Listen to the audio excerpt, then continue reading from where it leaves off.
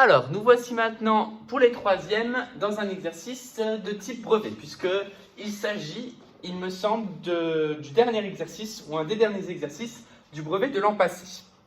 Donc vraiment le type d'exercice qui vous attendrait si vous deviez passer le brevet. Et je reste encore dans cette optique pour vous préparer au maximum. On nous propose deux programmes de calcul. Et dans un premier temps, quand on nous propose deux programmes de calcul, c'est déjà vérifier si vous les comprenez. Pour les comprendre, il vous donne un nombre à choisir pour chaque et il vous donne le résultat. Donc là, clairement, vous appliquez le programme de calcul au nombre et vous vérifiez si vous trouvez bien le bon résultat. En détaillant évidemment. Donc si je choisis 5 pour le premier, je le multiplie par 3, ça fait 15.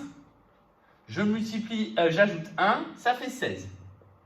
Et donc, il me faut encore la phrase réponse qui me dit que si je choisis 5 pour le programme 1, on obtient bien 16.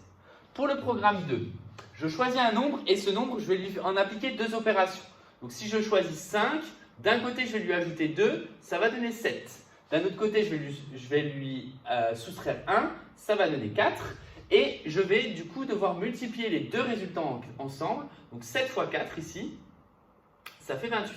Donc si je choisis 5, j'obtiens donc 28.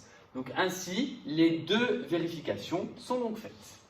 Si on note a de x, le programme 1 en fonction de x, ça veut dire qu'on doit choisir x et essayer d'écrire ce que ça donne. Donc si je choisis x, donc dans la question 2a, si je choisis x, je multiplie par 3, ça fait 3x. J'ajoute 1, ça fait 3x plus 1. Donc ça veut dire que a de x égale 3x plus 1. Si je choisis x dans le programme 2, donc là, au final, ce que j'ai calculé, j'ai fait 5 moins 1, ça m'a fait 4, entre parenthèses. Ici, j'ai fait 5 plus 2, ça m'a fait 7.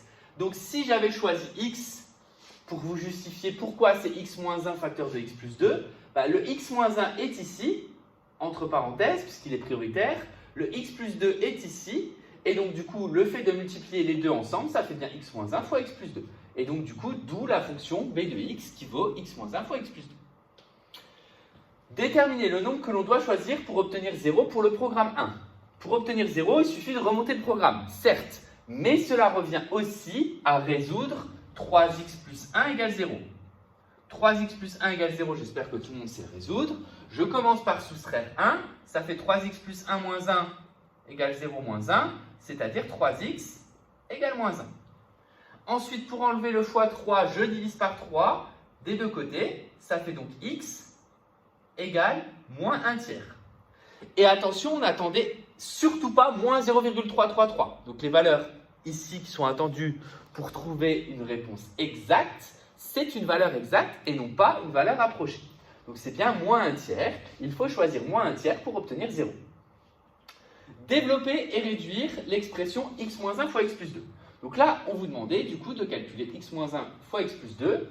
Et ensuite, donc, on verra comment s'en servir par la suite pour la question 4. Donc si je développe x moins 1 fois x plus 2, c'est de la double distributivité. Donc x moins 1 fois x plus 2, ça fait x fois x, plus x fois 2, moins 1 fois x, moins 1 fois 2. Ce qui donne donc x carré plus 2x, moins x, moins 2. En mettant les résultats ensemble, b de x égale x carré plus x moins 2. On obtient donc l'expression développée de b de x qui vaut x carré plus x moins 2. Si maintenant x carré plus x moins 2, je lui enlève a de x. Donc il fallait calculer donc b de x moins a de x. Donc là, il y avait plusieurs façons de faire. En tout cas, celle que je vais choisir, ça va être d'utiliser l'expression développée. Donc si j'utilise l'expression développée, ça fait b de x, c'est x carré plus x moins 2. Et a de x, c'est moins. Et attention ici, il faut faire attention que c'est tout a de x qui est négatif. Donc c'est bien tout ça qui est négatif. Donc ça fait moins, entre parenthèses, 3x plus 1. Et je suis censé rajouter des parenthèses. Ça me donne donc x carré plus x moins 2. Et donc le moins, je vais le distribuer dans la parenthèse. Ça va me donner moins 3x moins 1.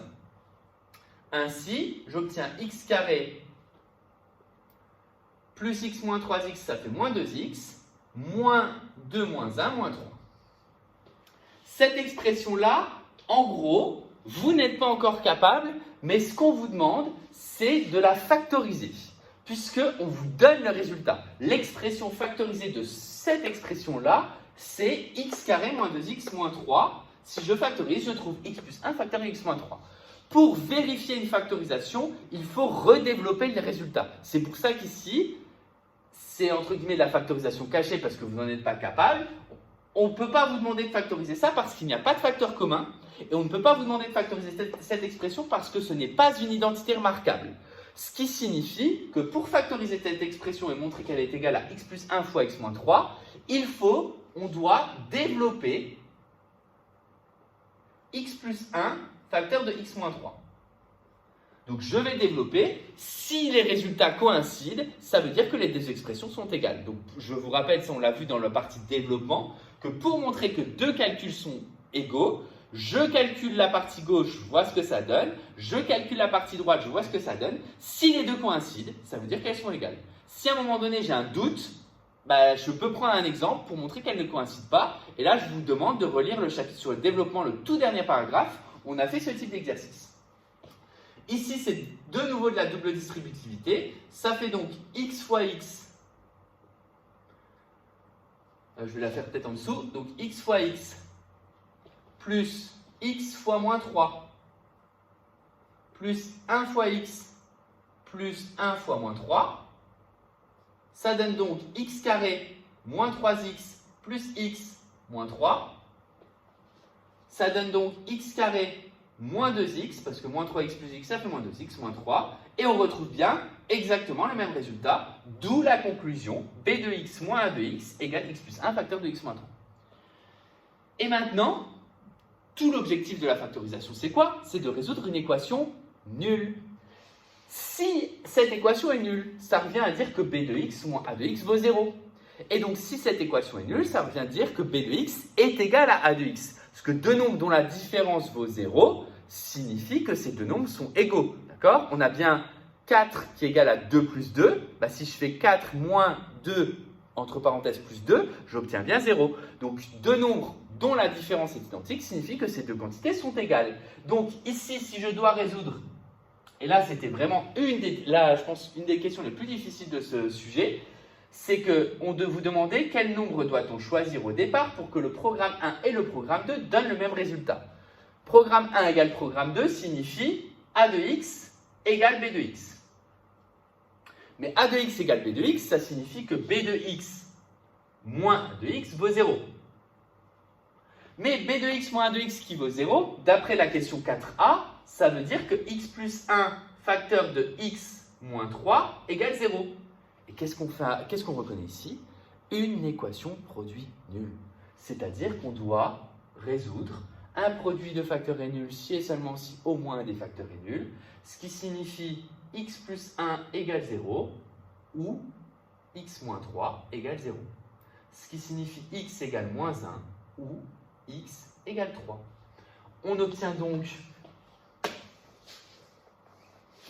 j'enlève tout ce qui a déjà été fait, dans cet exercice, et donc tout le but c'était vous montrer l'intérêt d'une factorisation cachée, donc c'est-à-dire une factorisation, on utilise un développement pour la prouver, pour se ramener à une équation produit nul.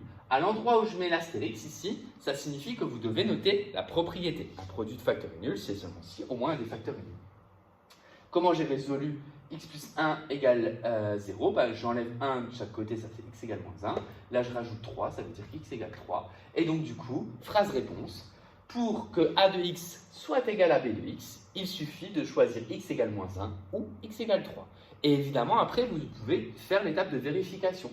C'est-à-dire que si vous choisissez dans les deux programmes moins 1, vous allez tomber sur le même résultat.